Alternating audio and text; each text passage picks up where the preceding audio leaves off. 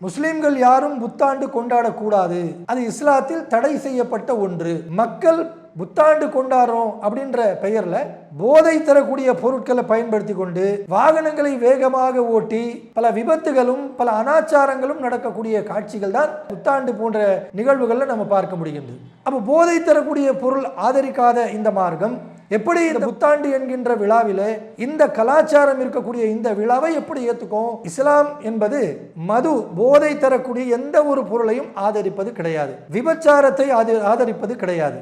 அன்புக்குரிய ஏக இறைவனுடைய நல்லடியார்களே, தினந்தோறும் செய்தியும் சிந்தனையும் என்கின்ற இந்த நிகழ்ச்சியின் வாயிலாக பல்வேறு செய்திகளை உங்கள் மத்தியிலே நாம் கொண்டு சேர்த்து கொண்டிருக்கின்றோம். அந்த அடிப்படையில் இன்றைய தினம் நாம் பார்க்கக்கூடிய செய்தி என்னவென்று சொன்னால், உலகத்தில் இன்றைக்கு பல்வேறு விதமான பிரச்சனைகள் நடந்து கொண்டிருக்கின்றது. அதிலும் குறிப்பாக இந்தியாவிலே பாசிச அரசாங்கம் வந்த பிறகு பல்வேறு விதமான பிரச்சனைகள் இந்தியாவிலே ஒவ்வொரு நாளும் நடந்து கொண்டிருக்கின்றது. எதிர்க்கட்சியே இல்லாத ஒரு நாடாக தான் மட்டும் ஆள வேண்டும் என்கின்ற பல்வேறு விதமான சட்டங்கள், ஒரே நாடு ஒரே தேர்தல் என்கின்ற சட்டங்கள், மக்களை நசுக்கக்கூடிய அவருடைய பொருளாதாரத்தை சுரண்டக்கூடிய அளவுக்கு அதிகமான ஜிஎஸ்டி என்கின்ற சட்டங்கள், இப்படி பல்வேறு விதமான பிரச்சனைகள் இருக்கக்கூடிய இந்த நாட்டிலே எதிர்க்கட்சிகளாக இருக்கக்கூடியவர்கள் ஆளக்கூடிய அரசாங்கத்தை எதிர்த்து கேட்க வேண்டிய கேள்விகள் ஏராளம் இருக்கின்றது. ஒவ்வொரு நாளும் நடக்கக்கூடிய நிகழ்வுகளை அவர்கள் எதிர்க்கக்கூடியவர்களாக இருக்க வேண்டும், அதன் மீது கவனம் செலுத்தக்கூடியவர்களாக இருக்க வேண்டும். ஏனென்று சொன்னால், இன்றைக்கு எதிர்க்கட்சி யாருமே இருக்கக்கூடாது என்கின்ற ஒரு நோக்கத்தோடு இந்தியாவை ஆளக்கூடிய பாஜக அரசாங்கம் செய்து கொண்டிருக்கிறது. அப்படிப்பட்ட இந்த சூழலில் எதிர்க்கட்சிகளாக இருக்கக்கூடியவர்கள் அதிலே கவனம் செலுத்துவதை விட்டுவிட்டு மற்ற விஷயங்களிலே அதிகமாக கவனம் செலுத்தக்கூடிய ஒரு நிகழ்வை தான் நம்மால் பார்க்க முடிகின்றது. இன்றைக்கு பார்த்தோம் என்று சொன்னால், காங்கிரஸ் மற்றும் சமாஜ்வாதி கட்சியின் போல இன்னும் சில கட்சி தலைவர்கள் ஒரு செயலுக்கு தங்களுடைய கண்டனங்களை பதிவு செய்திருக்கிறார்கள். அது என்னவென்று சொன்னால், உத்தரப்பிரதேசத்தில் இருக்கக்கூடிய உலமா சபையுடைய தலைவர் சகோதரர் ஷகாபுத்தீன் என்று சொல்லக்கூடிய ஒரு உலமா, அவரிடத்துல ஒரு இன்டர்வியூ எடுக்கிறாங்க. அப்படி இன்டர்வியூ எடுக்கக்கூடிய நேரத்தில் புத்தாண்டு சம்பந்தமான கேள்வி கேட்குறாங்க. இந்த புத்தாண்டுடைய கொண்டாட்டம் இருக்கே, இந்த கொண்டாட்டத்தை இஸ்லாம் என்ன பார்வை பார்க்குது அப்படின்னு சொல்லி கேட்குறாங்க. கேட்கக்கூடிய நேரத்தில் அவர் ரொம்ப அழகாக ஷரியத்தில் இருக்கக்கூடிய சட்டத்தை சொல்கிறார். அவர் தன்னுடைய கருத்து கூட சொல்லலை, என்ன இஸ்லாம் சொல்லுகின்றதோ, ஷரியத்துடைய சட்டம் என்ன சொல்கின்றதோ அந்த சட்டங்களை கொண்டு புத்தாண்டுடைய பார்வை என்னவென்று சொல்லி ஒரு ஷகாபுத்தீன் என்று சொல்லக்கூடிய அவர் சொல்கிறார். முஸ்லிம்கள் யாரும் புத்தாண்டு கொண்டாடக்கூடாது, அது இஸ்லாத்தில் தடை செய்யப்பட்ட ஒன்று. புத்தாண்டு விழா என்பது கிறிஸ்தவர்கள் அவர்களுடைய பண்டிகை, அவர்கள் கொண்டாடக்கூடிய விழாக்கள். ஆனால் முஸ்லிம்கள் இதில் கலந்து கொள்ளக்கூடாது, இது கொண்டாடக்கூடாது அப்படின்னு சொல்லி இஸ்லாத்தின் அடிப்படையில் அவர் இந்த ஃபத்வாவை தராரு. இந்த ஃபத்வாவை அவர் கொடுத்தவுடனே காங்கிரஸ், சமாஜ்வாதி, இன்னும் சில இந்த கட்சி தலைவர்கள் எல்லாம் சேர்ந்து இவர் எப்படி இந்த ஃபத்வா கொடுக்கலாம், இந்த மாதிரி ஃபத்வாலாம் கொடுக்கக்கூடாது, இவர் பிரபலமாகணும், இவர் பேசக்கூடிய ஒன்று எல்லாமே செய்தித்தாள்களில் வரணும் அப்படின்றதுக்காக இவர் பேசுகிறாரு அப்படின்னு சொல்லி ஒரு கண்டனம் மாதிரி பதிவு பண்ணி நாம் கண்டிக்கிறோம் அப்படின்னு சொல்லியிருக்காங்க. நாம் என்ன கேட்குறோம்னு சொன்னால், நீங்கள் கண்டிக்க வேண்டிய அவசியம் என்ன வந்தது? அவர் தன்னுடைய சொந்த கருத்து சொன்னாரா, அல்லது இந்த புத்தாண்டு விழாவை கிறிஸ்தவர்கள் கொண்டாடக்கூடாது, முஸ்லீம்களை தவிர மற்ற மதத்தில் இருக்கக்கூடியவர்கள் யாருமே இது கொண்டாடக்கூடாது அப்படி ஒரு ஃபத்வாவை கொடுத்தாரா? அப்படி எதுவுமே சொல்லலை. அவர்கிட்ட கேட்கப்படுகின்றது, இஸ்லாம் இந்த புத்தாண்டு இந்த கொண்டாட்டத்தை எந்த பார்வையில் பார்க்குது, இஸ்லாம் என்ன சொல்லுது அப்படின்னு கேட்குறாங்க. கேட்கும் பொழுது ஷரியத்தில் இருக்கக்கூடியதானே சொல்கிறாரு. இஸ்லாமிய அடிப்படை எல்லாருக்குமே தெரியும், உலகத்தில் உள்ள எல்லா மதத்தில் இருக்கக்கூடிய எல்லா மக்களுக்கும் தெரியும். என்ன, இஸ்லாம் என்பது மது போதை தரக்கூடிய எந்த ஒரு பொருளையும் ஆதரிப்பது கிடையாது, விபச்சாரத்தை ஆதரிப்பது கிடையாது. அப்போ இந்த புத்தாண்டு கொண்டாட்டங்கள் என்று சொல்லக்கூடிய இந்த மாதிரியான நிகழ்வுகளில் அதிகமாக நடக்கக்கூடிய காட்சிகள், செயல்கள் என்னவென்று சொன்னால், மக்கள் புத்தாண்டு கொண்டாடுறோம் அப்படின்ற பெயரில் போதை தரக்கூடிய பொருட்களை பயன்படுத்தி கொண்டு வாகனங்களை வேகமாக ஓட்டி பல விபத்துகளும் பல அனாச்சாரங்களும் நடக்கக்கூடிய காட்சிகள் தான் இந்த புத்தாண்டு போன்ற நிகழ்வுகளில் நம்ம பார்க்க முடிகின்றது. அப்போ போதை தரக்கூடிய பொருள் ஆதரிக்காத இந்த மார்க்கம் எப்படி இந்த புத்தாண்டு என்கின்ற விழாவிலே இந்த கலாச்சாரம் இருக்கக்கூடிய இந்த விழாவை எப்படி ஏற்றுக்கும்? அதைத்தான் அவர் சொல்கிறார், இது இஸ்லாமியர்கள் செய்யக்கூடாது அப்படின்னு சொல்கிறாரு. அதே நேரத்தில் விபச்சாரம் இஸ்லாத்தை பொறுத்தவரை அந்நிய பெண்ணாக இருந்தாலும் அந்த அந்நிய பெண்ணை ஒரு கெட்ட பார்வையில் பார்க்கக்கூடாது என்று சொல்லி இஸ்லாம் தடுக்குது. அப்படின்னு சொல்லி ஒரு கட்டுக்கோப்பு வச்சிருக்கு இஸ்லாம். பெண்களை கண்ணியமாக பார்க்கணும், அந்நிய பெண்ணிடத்தில் போய் நீ சிரித்து சிரித்து பேசக்கூடாது, அந்நிய பெண்ணிடத்தில் நீ கொஞ்சம் விளையாடக்கூடாது, அந்நிய பெண்ணை போய் பக்கத்தில் தொடக்கூடாது. இப்படிப்பட்ட ஒரு அழகான கட்டமைப்பை இஸ்லாம் என்ன செய்து நமக்கு பாடமாக கற்றுத்தரக்கூடியதை பார்க்குறோம். அப்போ இதைத்தான் அந்த உலமா அவர்கள் சொல்கிறாங்க. புத்தாண்டு என்று சொல்லக்கூடிய விழாவில் பார்க்குறோம். அதை இன்றைக்கி விழாவை கொண்டாட போகிறாங்க, நாளைக்கு வரக்கூடிய செய்தித்தாள்கள்லாம் பார்ப்போம். இப்படி அந்த கிளப்பில் வந்து ஆண்களும் பெண்களும் டான்ஸ் ஆடினாங்க, ஃபுல்லாக போதையில் டான்ஸ் ஆடினாங்க, அவங்க இப்படியெல்லாம் செய்தார்கள் என்ற அந்த காட்சிகள்லாம் பத்திரிகையில் வரக்கூடிய காட்சிகளை நம்ம பார்க்க முடியும். அதனால் இப்படி போதை பண்ணிக்கிட்டு அந்நிய பெண்களோடு காரில் போனாங்க, பைக்கில் போனாங்க, இத்தனை பேர் விபத்துக்குரியவராகினாங்க, ஆக்சிடெண்ட் ஆகிடுச்சு அப்படின்னு சொல்லி ஏராளமான செய்திகள் டிசம்பர் 31 இரவு நடக்கக்கூடிய அந்த காட்சிகள் எல்லாம் அடுத்த நாள் நம்ம பார்க்கக்கூடியதை செய்திகளில் வழக்கமாக பாய்ச்சி. அதனால தான் காவல்துறை கூட என்ன பண்ணோம், இந்த 31 டிசம்பர் இந்த இரவு வருதுன்னு சொன்னால் ஒரு வாரத்துக்கு முன்னாடியே பல இடங்களில் செக் போஸ்ட் போட்டு அதுக்கு ஒரு டென்ட் போட்டு அங்கே கூடுதலான போலீஸ் காவல்துறை காவலாளிகள் போட்டு அதிகமான கவனம் செலுத்துவாங்க. விபத்து எதுவுமே நடந்துடக்கூடாது அப்படின்னு சொல்லி பேரிகேட்லாம் போட்டு என்ன பண்ணுவாங்க, சேஃப்டி ஏற்படுத்துவாங்க. ஏன்னு சொன்னால் இந்த விழா கொண்டாடுறோன்ற பேரில் ஃபுல்லாக அந்த சாராயத்தை ஊற்றிக்கிட்டு போதையை தரக்கூடிய பொருட்களை பயன்படுத்திக்கிட்டு அந்நிய பெண்களோடு கூத்தாடுறது, டான்ஸ் ஆடுறது, இப்படிப்பட்ட காட்சிகள் தான் இந்த புத்தாண்டு விழாவில் நடக்கக்கூடியதாக இருக்குது. அப்போ இப்படிப்பட்ட அனாச்சாரமான செயல்கள் எல்லாம் ஒருபோதும் இஸ்லாம் ஏற்றுக்கொள்வது இல்லை. அதைத்தான் இஸ்லாம் சொல்லக்கூடிய ஷரியத்துடைய சட்டத்தை அவர் சொல்கிறார். அப்போ அதை சொல்லக்கூடிய அவருக்கு இது போன்ற தலைவர்கள் கண்டனம் தெரிவிக்க வேண்டிய அவசியமே கிடையாது. உண்மையிலே நீங்கள் கண்டனம் தெரிய வைக்கணும்னு சொன்னால் யாருக்கு தெரியப்படுத்தணும், யார் ஒருவர் தன் மதத்திற்காக அடுத்த ஒரு மதத்தில் இருக்கக்கூடியவர்களை காயப்படுத்துகிறாரோ, நீ இப்படி தான் செய்யணுன்றது சட்டத்தை அவர் மாற்றி அமைக்கிறாரோ அவர்களை அந்த நீங்கள் கண்டிக்கணும். யோசிச்சு பாருங்க, சில மாதங்களுக்கு முன்னால் யூபி உத்தரப்பிரதேசத்தில் இருக்கக்கூடிய அந்த மாநிலத்துடைய முதலமைச்சர் திரு யோகி ஆதித்யநாத் அவர்கள் ஒரு இன்டர்வியூ ஒன்று கொடுக்குறாரு. என்ன அந்த இன்டர்வியூவில் சொல்கிறாருன்னு பார்த்தா, வெள்ளிக்கிழமை அன்னைக்கு ஹோலி பண்டிகை வருது. ஹோலி பண்டிகை என்பது வருஷத்தில் ஒரு நாள் வரக்கூடிய பண்டிகை.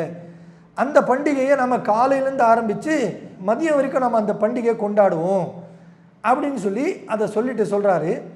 வெள்ளிக்கிழமை அந்த ஹோலி பண்டிகை வரதுனால ஹோலி பண்டிகை கொண்டாடக்கூடியவர்களுக்கு எந்த ஒரு டிஸ்டர்பன்ஸ் இருக்கக்கூடாது, எந்த ஒரு இடையூறு இருக்கக்கூடாது அப்படின்னு சொல்லிட்டு அடுத்ததாக என்ன சொல்கிறாருன்னா, அன்னைக்கு வெள்ளிக்கிழமை இருக்கிறதுனால முஸ்லீம்கள் மதியம் போய் தொழ போவாங்க. உலகத்துக்கே தெரிஞ்ச விஷயம், முஸ்லீம்கள் ஒரு நாளைக்கு 5 வேளை கடமையாக்கப்பட்ட இந்த தொழுகை தொழுவாங்க. சிறப்புக்குரிய தொழுகையாக வெள்ளிக்கிழமையுடைய அந்த மதிய தொழுகை வந்து தொழாத மக்களும் அன்றைக்கு தொழுவதற்கு வருவாங்க பள்ளிவாசலை நோக்கி. அந்த தொழுகையை நோக்கி சொல்கிறாரு, முஸ்லீம்கள் தொழக்கூடிய அந்த தொழுகை என்பது நேரம் குறிப்பிட்டது. அந்த நேரத்தில் தொழுதாதான் அந்த தொழுகை, அந்த நேரத்தை தாண்டி தொழ முடியாது. நேரம் நம்ம விட்டுட்டோம்னு சொன்னால் அவ்வளவுதான், முடிஞ்சிருச்சு. அப்படிப்பட்ட அந்த தொழுகையை யோகி ஆதித்யநாத் அவர்கள் என்ன சொல்கிறாருன்னு சொன்னால், ஹோலி பண்டிகை வெள்ளிக்கிழமை வருவதனால நாம் காலையிலேருந்து சாயந்தரம் வரைக்கும் அந்த ஹோலி பண்டிகை கொண்டாடுறதுனால ஒரு நாள் அந்த வெள்ளிக்கிழமை உடைய அந்த தொழுகையை 1 மணிக்கு தொழக்கூடிய அந்த தொழுகையை 4 மணிக்கு தொழ சொல்லுங்க. ஏன் தொழுதா என்ன பெரிய குற்றமா அது அப்படின்னு சொல்லி அவர் கேட்குறாரு. பெரிய குற்றமா அப்படி தொழுங்கன்னு சொல்லி சொல்றதுக்கு இவர் யாரு? மார்க்க அடிப்படையில் ஒருத்தர் அவருடைய கடமையை அவர் நிறைவேற்றாரு. அவர் மதத்தில் என்ன சொல்லப்பட்டிருக்கோ அந்த செயலை அவர் கடைபிடிக்கிறாரு. அதை நீ இப்படி செய்யக்கூடாது, நீ இப்படி மாற்றி அமைக்கணும் அப்படின்னு சொல்றதுக்கு இவர் யாரு? அதை கண்டிச்சாங்களா?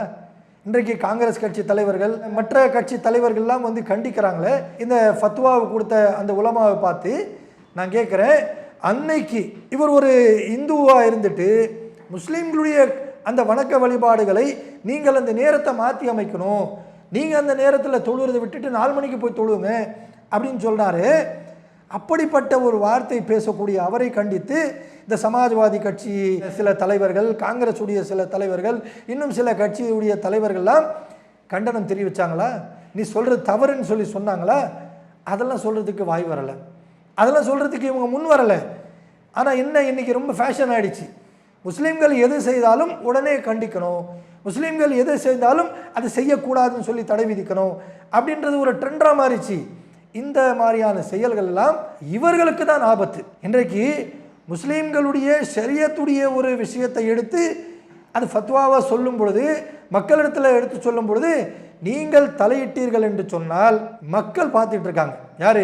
முஸ்லீம்களை சொல்லலை, முஸ்லீம்களுக்கு தான் உங்களை பற்றி தெரியுமே, முஸ்லீம் அல்லாத மக்கள் பார்த்துட்டு இருக்காங்க.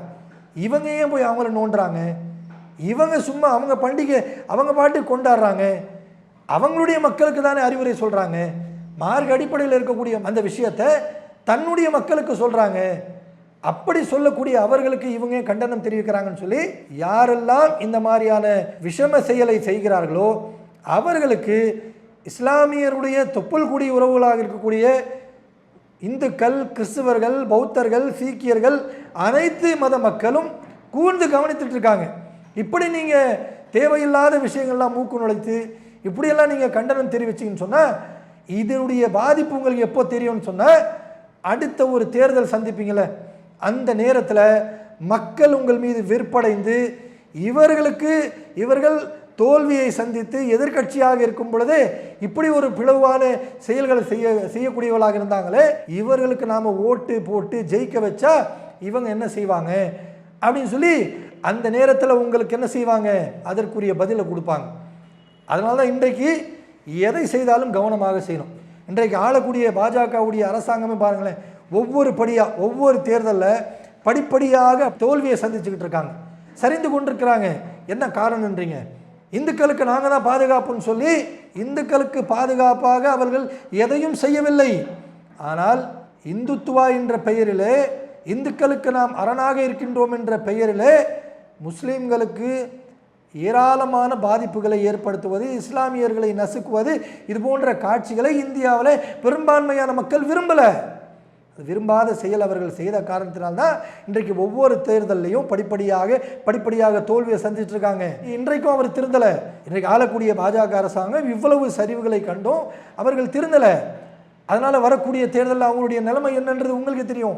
இப்படிப்பட்ட நேரத்தில் இது போன்ற சர்ச்சையான கண்டனங்கள், சர்ச்சையான பேச்சுக்களை எல்லாம் எதிர்கட்சிகளாக இருக்கக்கூடிய உங்களை இஸ்லாமியர்கள் ஒரு மிகப்பெரிய ஒரு கண்ணியமான இடத்தில் வைத்து உங்களை பார்த்துட்டு இருக்காங்க. இன்றைக்கு நீங்கள் எதிர்கட்சிகளாக உட்கார்ந்துட்டு இருக்கீங்களே, இந்த எதிர்கட்சிக்கான அந்தஸ்து கூட இந்தியாவில் உள்ள பெரும்பான்மையான இஸ்லாமியர்கள் உங்களுக்கு வாக்களித்த காரணத்தினால்தான் இன்றைக்கு நீங்கள் எதிர்கட்சிகளாக உட்கார்ந்துட்டு இருக்கீங்க. முஸ்லீம்கள் கூட உங்களுக்கு ஓட்டு போடலன்னு வைங்க, எதிர்கட்சியாக கூட நீங்கள் வர முடியாது. அப்போ நீங்கள் எதை சொல்வதாக இருந்தாலும் அதை நீங்கள் கூர்ந்து கவனிக்கணும். ஒரு கட்சியுடைய ஒரு பொறுப்பில் இருக்கீங்க, ஒரு தலைவராக இருக்கீங்கன்னு சொன்னால் எதை சொல்வதாக இருந்தாலும் அதில் என்ன சாராம்சம் இருக்குது, எதை நோக்கி அவர்கள் சொல்கிறார்கள் என்பதை கூர்ந்து கவனிக்க வேண்டும். அந்த உலமா சபையுடைய ஷகாபுத்தீன் என்று சொல்லக்கூடிய அவர் சொன்ன ஒவ்வொரு விஷயம் இஸ்லாத்தில் சொல்லப்பட்ட ஒரு உண்மையான ஒரு விஷயத்தை தான் சொல்லியிருக்கிறார்கள். முஸ்லீம்கள் என்பது ஒருபோதும் இது போன்ற அனாச்சாரமான விழாக்களில் கலந்து கொள்ளக்கூடாது. புத்தாண்டு என்பது இஸ்லாமியர்களுடைய கலாச்சாரம் அல்ல, அது கிறிஸ்தவர்களுடைய கலாச்சாரம், அவர்கள் கொண்டாடட்டும், நீங்கள் அதை கொண்டாடுறோன்னு சொல்லி இது போன்ற இஸ்லாம் தடுத்த விபச்சார செயல்கள், போதை தரக்கூடிய பழக்கங்கள், இது போன்ற ஹராமான செயல்கள், பிறருக்கு இடையூறு, அதை யோசிங்க. பிறருக்கு இடையூறுங்க. இன்றைக்கு புத்தாடுன்ற பெயரில் இந்த 31ஆம் தேதி டிசம்பர் இரவு வாலிபர்களாக இருக்கக்கூடியவங்க, வயசானவங்க எல்லாருமே இன்றைக்கி என்ன பண்ணுறாங்க, என்ஜாய்மெண்ட் என்ற பெயரில் வாகனத்தை அதிவேகமாக ஓட்டி பலருக்கு சாகடிக்கக்கூடிய, விபத்தில் சிக்கக்கூடிய காட்சிகள்லாம் நம்ம பார்க்குறோம். அப்போது வீட்டில் சின்ன குழந்தைங்க இருப்பாங்க, நோயாளிகள் இருப்பாங்க, இந்த மாதிரி வண்டிங்கள்லாம் ரேஸில் ஓட்டுற மாதிரி டர்ரு புருன்னு சொல்லி சவுண்டு கொடுத்து அவங்களுக்கு பல பாதிப்பு ஏற்படுத்தக்கூடிய இது போன்ற செயல்களை ஒருபோதும் இஸ்லாம் ஆதரிப்பது கிடையாது. அதைத்தான் அவர் சொல்லியிருக்கிறார். இது போன்ற கண்டனங்களை தெரிவிக்கக்கூடிய கட்சி தலைவர்கள்லாம் இது போன்ற செயல்களை செய்யாமல் எது சரி எது தவறு என்று சரியான முறையில் அறிந்து கொண்டு அதன்படி அவருடைய பேச்சுக்களை அமைத்து கொள்ள வேண்டும் என்று இந்த நிகழ்ச்சியின் வாயிலாக கேட்டுக்கொள்கிறோம். அஸ்ஸலாமு அலைக்கும் ரஹ்மத்துல்லாஹி வபரகாத்துஹு. இஸ்லாம் மற்றும் சமுதாய செய்திகளை அறிந்து கொள்ள தமிழ்நாடு தௌஹீத் ஜமாஅத் யூடியூப் பக்கத்தை உடனடியாக சப்ஸ்கிரைப் செய்து கொள்ளுங்கள். மேலும் பெல் பட்டனையும் கிளிக் செய்து கொள்ளுங்கள்.